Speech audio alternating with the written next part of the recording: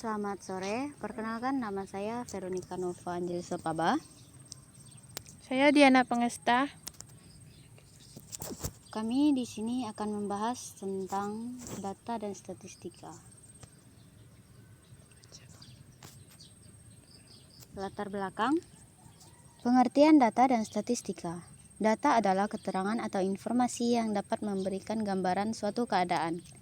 Kumpulan dari angka-angka yang diperoleh dari data tersebut dinamakan statistik.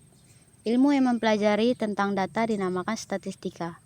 Statistika bertujuan untuk memaparkan dan menyajikan data dalam bentuk diagram. Diagram adalah data atau peraga untuk mengetahui keadaan. Misalnya, keadaan jumlah siswa di suatu sekolah, jumlah penduduk di suatu kelurahan, jumlah nilai di suatu kelas, dan sebagainya.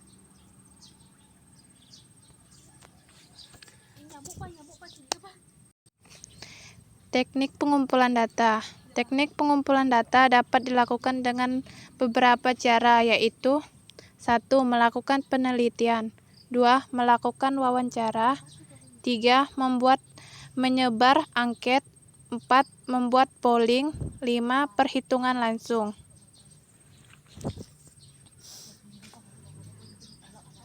Penyajian data. Penyajian data dilakukan melalui diagram yang meliputi batang, lingkaran, dan lambang. 1. Diagram batang. Diagram ini banyak digunakan untuk membandingkan data maupun menunjukkan hubungan suatu data dengan data keseluruhan. Misal, terdapat tabel sebagai berikut. Tabel jumlah siswa di SD Merdeka. Kelas 1, jumlah siswa 60. Kelas 2, jumlah siswa 55. 3, 50. 4, 55. 5, 45. 6, 45. Jumlahnya 207. Diagram lingkaran. Diagram ini berbentuk lingkaran yang dibagi-bagi dalam beberapa bagian sesuai macam data dan perbandingan jumlah masing-masing data yang disajikan. Dari data pada diagram batang tadi, jumlah siswa di SD Merdeka adalah 60 tambah 55 tambah 50 tambah 55 tambah 45 tambah 45 sama dengan 30 siswa. Dan di sini seperti digambarkan pada diagram lingkaran.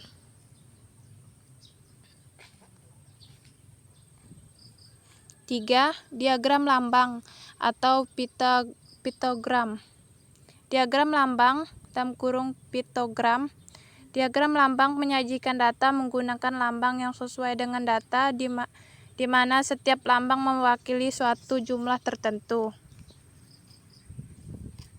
Seperti digambarkan di bawah ini. 1 mewakili 5 anak. Dan di sini ada 12. Berarti frekuensinya ada 60.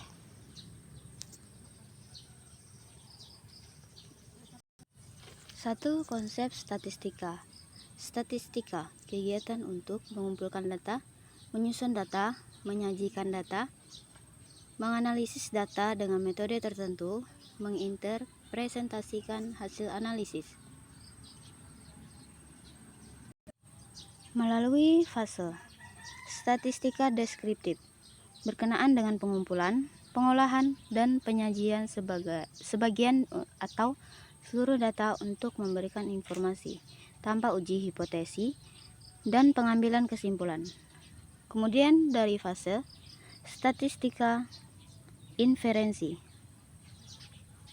Setelah data dikumpulkan, maka dilakukan berbagai metode statistik untuk menganalisis data atau di dalamnya terdapat uji hipotesis dan kemudian dilakukan interpretasi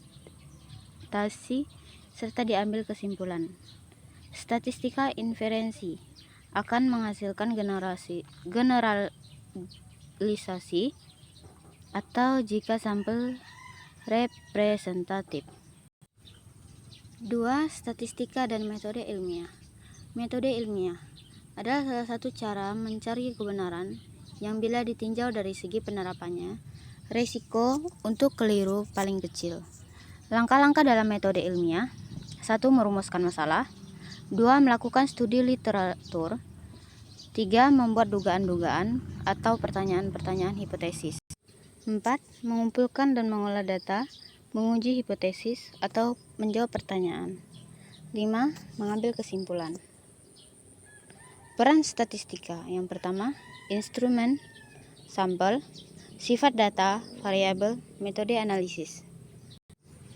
Statistik sebagai ilmu penunjang disebut statistika. Statistik sebagai kumpulan data. Statistik sebagai atribut kuantitatif dari sampel.